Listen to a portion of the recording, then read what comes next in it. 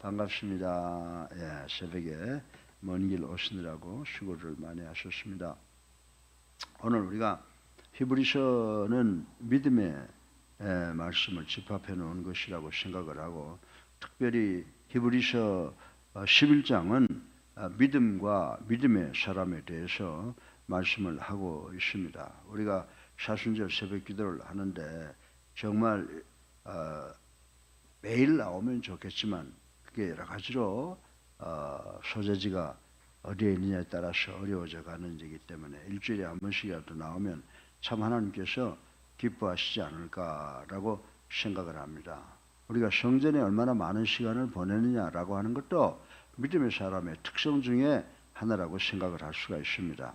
우리가 구약 성경에 보면 다니엘이라고 하는 사람의 이름을 따서 만들어 놓은 책이 있죠. 예, 그래서 특별히 다니엘서 3장 11절로 18절까지에 보게 되면 느부갓네살 임금이 등장을 하고, 거기에 여러 하나님의 사람들이 등장을 합니다. 느부갓네살 왕이 바벨론이라고 하는 것을 통치할 때에 두라 평지에 높이가 60큐빗이나 되는 금 신상을 만들어 놓고 모든 백성들로 하여금 그 신상에 절을 하도록 어명을 내렸습니다. 이때 선지자 나다니엘, 다니엘의 친구인 세 사람이 있죠.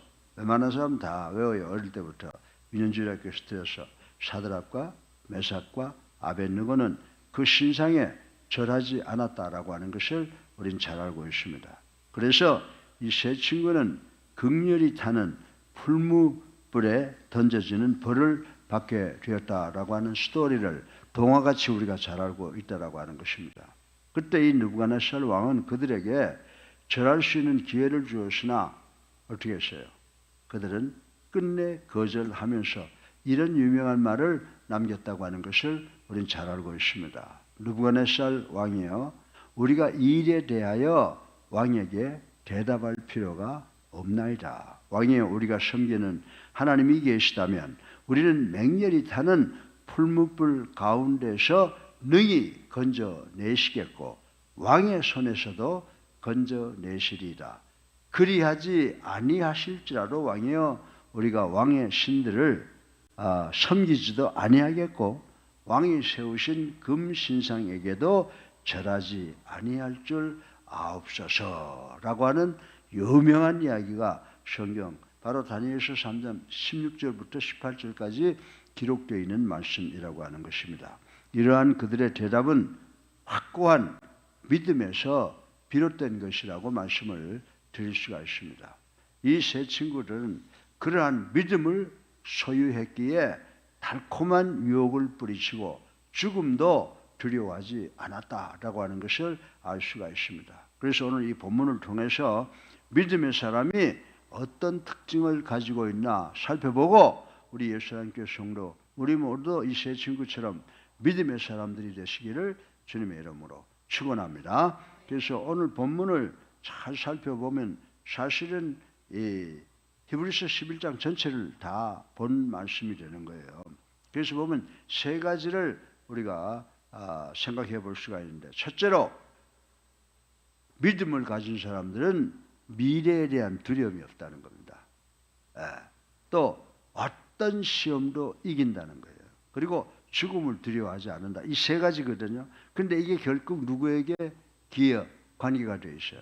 하나님을 믿으면 미래에 대한 두려움이 없고 시험도 이기고 또 죽음까지 두려워하지 않는 것이 믿음의 사람이라고 오늘 11장에 이야기를 해놓고 있습니다. 그래서 오늘 이 세 가지를 간단하게 생각해보고 우리 모두 은혜 받는 시간 되기를 주님의 이름으로 축원합니다. 새벽에 일찍 일어나서 먼 길 오셨는데 하나님의 말씀을 통해서 은혜 받아야 되잖아요. 은혜 받고 돌아가고 오늘 말씀으로 승리하는 우리 예수님교회 성도들 되시기를 주님의 이름으로 축원합니다.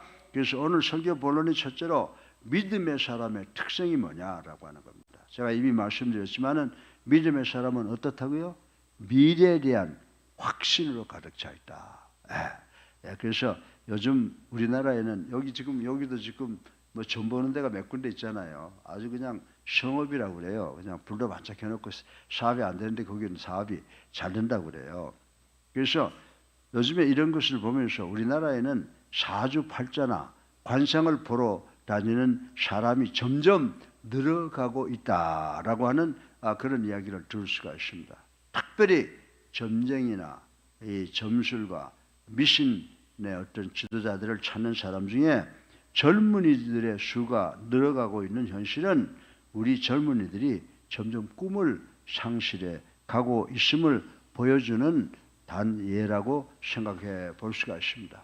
그리고 더욱 참 가슴 아픈 일은, 슬픈 현실은 종교인들이, 천주교인들은 하나님을 믿는다고 그러잖아요. 근데 제일 점을 많이 치는 사람들이 1번이 천주교인이고, 그리고 그리스도인들 중에서도 상당수의 사람들이 이 점쟁이들을 찾아다닌다라고 하는 그런 통계가 나와 있는 것을 보았습니다. 사랑하는 예수님께 성도 여러분, 이것은 많은 그리스도인들이 하늘나라에 하나님께 소망을 두기보다는 이 땅에 더욱 집착할 뿐만이 아니라 잘못된 믿음을 소유하고 있음을 단적으로 보여주는 신뢰라고 말씀을 드릴 수가 있습니다. 우리 믿음의 선조들이 타파했던 미신으로 21세기의 그리스도인들이 다시 되돌아가고 있는 것은 바로 우리 현재 기독교의 현주소를 대변해 주고 있는 것이라고 말씀을 드릴 수가 있습니다. 여러분들, 사울이 왕이 되고 제일 처음에 어떻게 했는지 알아요? 사울이 왕이 되었을 때 그 나라에 있는 모든 점술과 뭐 이런 하나님 외의 신을 섬기는 그런 것을 다 때려 부셨어요. 그래서 처음에 사울왕이 한 것은 종교 개혁을 단행했다라고 하는 것입니다. 그러던 그가 사무엘상 28절 3절부터 9절을 보게 되면 그가 점점 타락하니까, 타락하자 이전에 자기를 없애려고 했던 무리 중에 하나인 신접한 여인을 찾아갔다라고 하는 스토리가 기록되어 있습니다.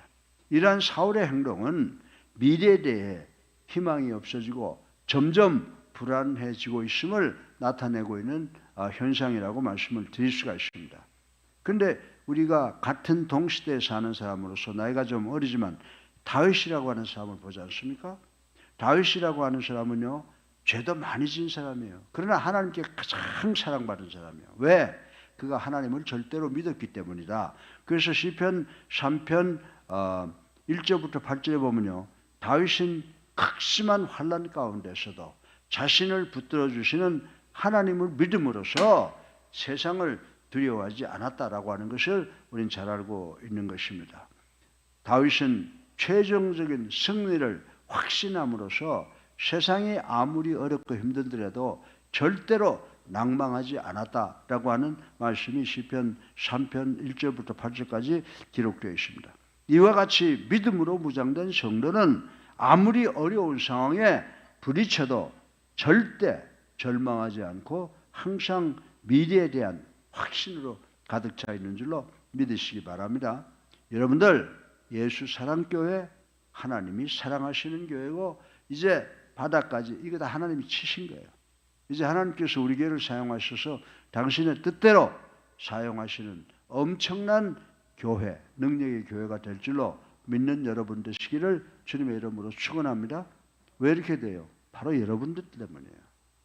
이 자리에 앉아 계신 여러분들 때문에, 여러분이 정말 렘넌트, 하나님이 그토록 사랑하시는 마지막 성도들이 되어서 하나님이 여러분을 축복하시기 때문에 우리나라, 우리 교회가 정말 엄청난 역사가 일어나게 될 줄로 확신하고 또 여러분들에게 이 말씀을 드리는 것입니다.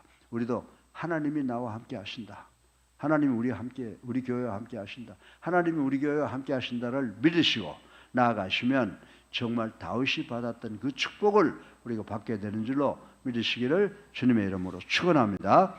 둘째로, 믿음의 사람의 특성은요, 시험을 이기는 사람들이다.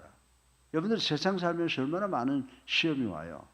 정말 많은 시험 옵니다. 많은 고통 옵니다. 좋은 걸 가지고 와서 시험합니다. 나쁜 걸 가지고 와서 시험합니다. 시험이 넘치는 것이 바로 우리가 살고 있는 이 시대라고 하는 거예요. 그럼 우리가 역사를 돌이켜보자 이 말입니다. 여러분들, 요셉을 잘 알잖아요.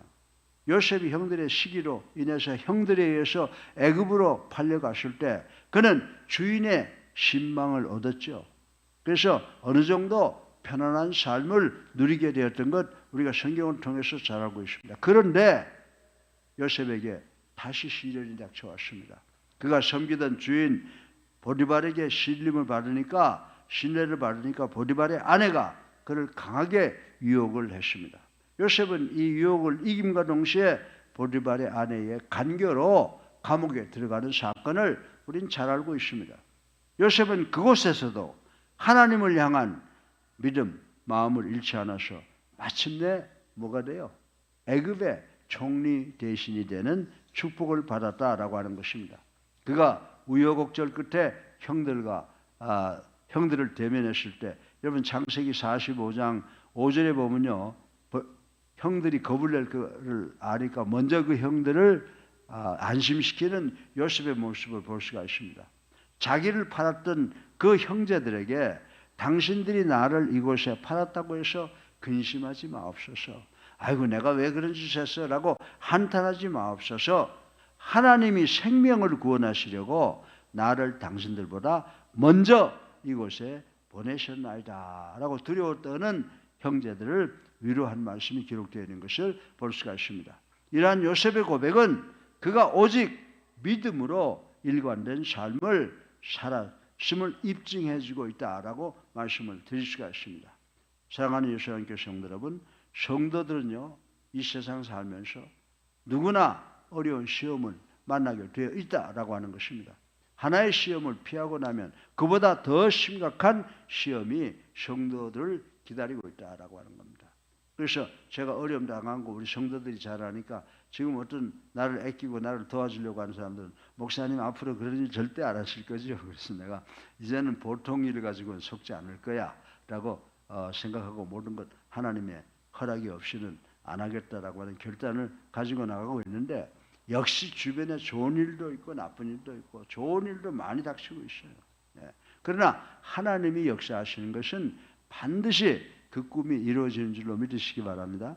그래서 저는요 우리 예수라는 교회가 정말 말세에 예수 그리스도의 재림을 준비하는 교회로 하나님께서 만들어 주실 것을 믿기 위해서 그런 연단을 주신 것이라고 생각하고 앞으로 세상에 함부로 좌우양하는 제가 되지 않을 것을 기도하고 있습니다. 사랑하는 성도 여러분, 우리가 시험을 피하려고 애써야 됩니다. 그러나 시험을 피하려고 도망다니지 말아요. 피할 수가 없어요. 항상 시험은 오게 되어 있다는 겁니다. 따라서 시험을 피하려고 애쓰지 말고 과감하게 그 시험과 부딪혀서 우리가 이겨야 되는 줄로 믿으시기를 주님의 이름으로 축원합니다. 그래서 시편 26편 2절에 보면 다윗은 어떻게 했어요? 다윗은 하나님께서 자기 자신을 살펴주시고 시험하사 자신을 단련시켜 달라고 기도하는 모습이 시편 26편 2절에 기록되어 있다라고 하는 것입니다. 그리고 욥은 시험 중에서 어떻게 말했어요? 욥이 모든 거를 재산 날리고 자식 날리고 건강 날리고 친구 날리고 마누라 날리고 인간이 당할 수 있는 모든 고통 5가지 고통을 다 당한 것도 하나님 앞에서 기도할 때 뭐라고 기도했어요? 23장 욥기 23장 10절에 보면요 욥은 시험 중에서 이렇게 기도했어요. 그러나 나는 내가 가는 길을 하나님이 아시나니 하나님께서 나를 이 시험을 통해서 단련같이 나오게 단련하신 후에는 승군같이 나오게 하시리라 라고 말씀하신 것을 우리는 반드시 기억하고 세상을 살아가야 될 줄로 믿습니다. 이런 믿음의 사람들은 시험을 받되 피하려고 여리저리 숨어 다니는 것이 아니라 그 시험 가운데서 오묘한 하나님의 뜻을 살피고 하나님의 능력으로 시험과 싸워서 승리하는 역사가 일어나게 될 줄로 믿으시기 바랍니다. 그런 분이 바로 다윗과 욥 같은 사람이죠. 우리 예수님께 성도 여러분들이 그렇게 될 줄로 믿습니다. 세 번째로 마지막으로 믿음의 사람의 특성은 죽음을 두려워하지 않는다는 겁니다. 예수님의 제자들은 성령 충만을 입게 되자 그토록 두려워했던 유대 지도자들을 두려워하지 않고 오히려 그들에게 복음을 전했다라고 하는 것을 우리는 알 수가 있습니다. 여러분들 바울이 어떤 사람이에요? 유대에서 율법주의자요, 율법의 스승이요, 베냐민 지파요, 뭐 유대 민족들의 그 바리새인으로서 참 최고로 대우받는 사람이었지 않습니까? 근데 바울이 다메섹 도상에서 예수 그리스도를 만난 후 항상 담대하게 복음을 전했다라고 하는 것을 우리는 알아야 됩니다. 여러분들, 우리 그리스도의 교회, 지금 우리가 여기 있으니까 그렇지, 정말 태평양만 넘어가 보면요, 그리스도의 교회가 얼마나 좋은 교회로 인정받고 잘 나가고 있는지 몰라요. 담대하게 그리스도의 복음을 전하는 우리가 돼야 될 줄로 믿으시기 바랍니다. 우리들의 역사를 보게 되면 참 사실 고민스러운 이야기예요, 말하기가. 우리 같은 사람, 오늘 아침에도 제가 그 일본이 들어와서 신사참배라고 했을 때 내가 거기 현장에 있었으면 어떻게 했을까? 그걸 내가 생각해 봤어요. 그래서 내가 무슨 나 자신을 갖다가 정당하게 이렇게까지는 할 수 있지 않을까 생각했어요. 뭔지 아세요? 심사참배를 가지고 기도하지, 이렇게 이야기할 수가 있을 거다라고 하는 생각을 해봤습니다. 일본인들이 한반도를 점령한 후에 종교 타협을 할 때 우리 믿음의 선조들은 그들의 협박에 전혀 굴하지 않고 믿음을 지킨 분들이 많이 있다라고 하는 것입니다. 그러나 믿음이 없는 종교 지도자들은 신사참배를 하는 등 일본인들과 적당히 타협을 했다고 하는 것 또한 우리 잘 알고 있습니다. 사랑하는 성도 여러분, 성령 충만 받기 전에 예수님의 제자들도 예수님께서 체포하시던 날, 체포당하시던 날 다 도망갔다는 겁니다. 그래서 우리 능력으로 되는 게 아니에요. 성령의 능력으로 우리가 하나님을 경외하고 하나님의 도를 지킬 수 있게 되는 줄로 믿으시고, 우리 성령께서 도와달라고 간절히 기도하는 우리가 되어야 될 줄로 믿습니다. 여러분들, 다른 사람은 모두 다 주님을 버려도 나는 결코 주님을 버리지 않겠다고 맹세했던 베드로 역시 로마 군병들에 의해 끌려가시는 예수님을 먼 발치에서 바라보며 따라갔습니다. 그리고 여러분들, 마태복음 26장에 보면요, 예수님께서 신문당하는 곳에서 베드로는 예수님 앞에서 그를 3번씩이나 부인했던 것을 우리는 잘 알고 있는 것입니다. 이런 베드로의 모습에서 우리는 믿음이 약할 때와 강할 때 성도가 죽음의 위협 앞에서 얼마나 다른 모습을 지닐 수 있는지를 볼 수가 있다라고 하는 것입니다. 사랑하는 예수님교회 성도 여러분, 우리는 언제까지나 나약했던 베드로와 같은 삶을 살아가시겠습니까? 지금 우리는 주님을 위해서 죽을 수 있는 마음의 준비를 갖출 수 있습니까? 미래에 대한 확신이 없이 시련이 닥칠 때마다 쉽게 믿음을 버리거나 하나님을 원망하는 믿음의 자리에서 이제는 어떤 상황에서도 하나님을 찬양하며 전혀 죽음을 두려워하지 않는 신앙으로 도약하는 우리 예수님교회 성도님들 되시기를 주님의 이름으로 축원합니다. 이런 가운데서 우리는 점점 풍성한 믿음의 열매를 맺게 되며 훌륭한 신앙의 용사들이 될 수 있다라고 하는 것입니다. 이런 신앙을 소유하기 위해서 우리는 어떻게 해야 될까요? 우리의 힘으로 절대 안 됩니다. 우리는 그저 끊임없이 주여 성령의 충만함을 입게 하여 주시옵소서. 성령 언제 받아요? 내가 예수를 나의 구주로 살아계신 하나님의 아들로 믿고 영접하고 세례받으면 우리의 죄가 용서받고 성령이 충만해진다고 말씀했잖아요. 우리의 생각, 우리의 뜻, 우리의 행동 모두가 다 성령 충만을 받아야 하나님이 원하시는 삶을 살아갈 수 있다라고 하는 것입니다.